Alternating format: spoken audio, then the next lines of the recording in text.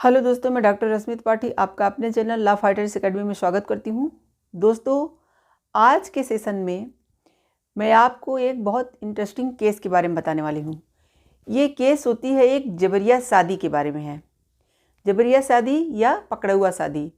ये जबरिया शादी या पकड़ा शादी कहाँ होती है? ये बिहार में की जाती है। आप लोगों ने भी हो सकता है सुन रखा हो। तो पहले हम लोग ये जानते हैं कि ये जबरिया शादी या पकड़ा शादी क्या होती है।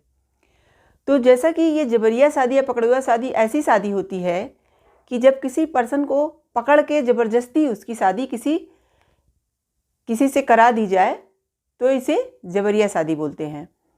तो जैसे अभी हाल में ही बिहार में क्या हुआ कि अभी जब उसकी टीचर्स की जो वैकेंसी आई थी उसमें नियुक्ति हुई, तो उसमें एक लड़के की टीचर के पद पर नियुक्ति होती है। तो उस लड़के को कुछ लोग आते हैं और ज़बरदस्ती पकड़ के ले जाते हैं और उसकी शादी करवा देते हैं। तो उस लड़के ने जब उससे पूछा गया कि आप इस शादी को मानते हैं, तो उसने कहा कि नहीं, मैं ऐसी ज़बरदस्ती की शादी क्यों मानूंगा और मैं अपने केस को कोर्ट में ले जाऊंगा। और उसने एक पटना में 2013 का एक आर्मी ऑफिसर्स के साथ भी इस तरह हो चुका था, उस केस के बारे में बताया और कहा कि उनके केस में पटना हाई कोर्ट ने उनकी शादी को, जबरिया शादी को ही, ऐसी ही शादी थी, उसको रद्द कर दिया था। तो मैं उसी केस का रेफरेंस लूँगा और कोर्ट में जाऊँगा। तो देखिए, जो टीचर बने थे उनका ऐसा कहना ही था कि अभी ये जो आर्मी ऑफिसर थे उनकी पत्नी ने सुप्रीम कोर्ट में एक याचिका दायर कर दी है। अब चलिए हम लोग जानते हैं कि जो ये आर्मी ऑफिसर थे उनकी कहानी क्या है, यानी कि उनके केस में क्या हुआ था। तो जो ये आर्मी ऑफिसर रहते हैं वो कहते हैं कि मैं अपने बड़े पापा के साथ मैं अपने बड़े पापा के साथ मंदिर गया था दर्शन करने के लिए। तो वहाँ पे कुछ लोग आए और हमें किडनैप करके ले गए, और उसके बाद किडनैप करके ले जाने के बाद बंदूक की नोक पे सामने रख करके मेरी शादी करवा दी। और सिर्फ मैंने जिससे शादी की, मैंने सिर्फ उसकी मांग में सिंदूर ही डाला, मतलब उन लोगों ने ज़बरदस्ती सिंदूर डलवाया और कहा शादी हो गई। और ना तो 7 फेरे लिए अग्नि के सामने, ना तो और कोई जो है शादी की रस्में निभाई। तो उसने कहा कि मैं इस फैसले के लिए, यानी इस शादी के खिलाफ बहुत, मतलब पुलिस से गुहार लगाए मेरे घर वाले और हमने, लेकिन फिर भी पुलिस वाले भी नहीं सुने। तब हम लोग पटना हाई कोर्ट गए। तो जब पटना हाई कोर्ट में वो अपना केस फाइल किया उसने, तो पटना हाई कोर्ट ने क्या किया कि पूरी बातों को सुना।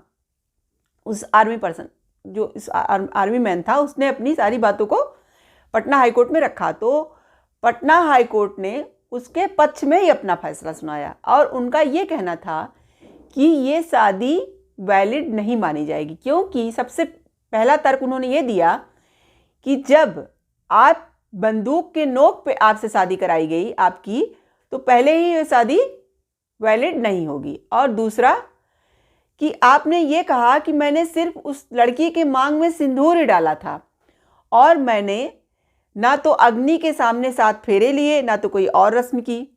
तो जब आपने अग्नि के सामने 7 फेरे लिए ही नहीं, तो हिंदू मैरिज एक्ट की जो सेक्शन 7 है वो सती को मानती है, यानी कि अग्नि के सामने 7 फेरा लेना जो सेक्शन 7 है वो ये बताता है कि ये बहुत ज़रूरी है, इसके बिना मैरिज वैलिड नहीं मानी जाएगी। तो ये दोनों तर्क दे करके पटना हाई कोर्ट ने उस आर्मी वाले से कहा कि आपकी बात सही है और आपकी ये शादी को मैं नहीं मानता, यानी वैलिड शादी आपकी नहीं है। तो अब क्या हुआ कि उसकी वाइफ जो है, ये 2013 का केस था पटना हाई कोर्ट का, तो उसकी वाइफ अब इसके खिलाफ सुप्रीम कोर्ट में याचिका दायर कर दी है। तो सुप्रीम कोर्ट में याचिका दायर दी है, अभी हाल ही की ये बात है, उसने सुप्रीम कोर्ट में याचिका दायर किया है। तो सुप्रीम कोर्ट ने जब उसकी वाइफ की बात सुनी, तो उसने सुप्रीम कोर्ट से कहा, उसकी वाइफ ने, कि मेरे पति ने जो भी बातें पटना हाई कोर्ट में बताई थी वो सब बातें झूठी हैं। तो सुप्रीम कोर्ट ने कहा कि ठीक है, मैं पटना हाई कोर्ट का जो निर्णय आया है उस पर स्टे लगा देता हूँ और अपनी सुनवाई और आगे जारी रखता हूँ। तो देखिए, सुप्रीम कोर्ट ने तो जो ये पटना हाई कोर्ट के जो निर्णय को पे स्टे लगा दिया, तो लोगों का अब ये कहना है कि सुप्रीम कोर्ट ने ऐसा स्टे क्यों लगाया? क्या वो जो है अग्नि के सामने 7 फेरों को नहीं मानती है सुप्रीम कोर्ट? या सुप्रीम कोर्ट में जो है क्यों पटना हाई कोर्ट की बातों को मतलब नहीं माना पूरी तरह से और स्टे क्यों लगाया? लोगों का अभी यही कहना है। अब सुप्रीम कोर्ट के आगे फैसले में क्या होता है ये हम नहीं जानते हैं, लेकिन लोगों का यही कहना है कि सुप्रीम कोर्ट ने यहाँ स्टे लगा के ठीक नहीं किया, क्योंकि जो पटना हाई कोर्ट ने जो भी तर्क दिए थे वो तर्क न्यायसंगत थे।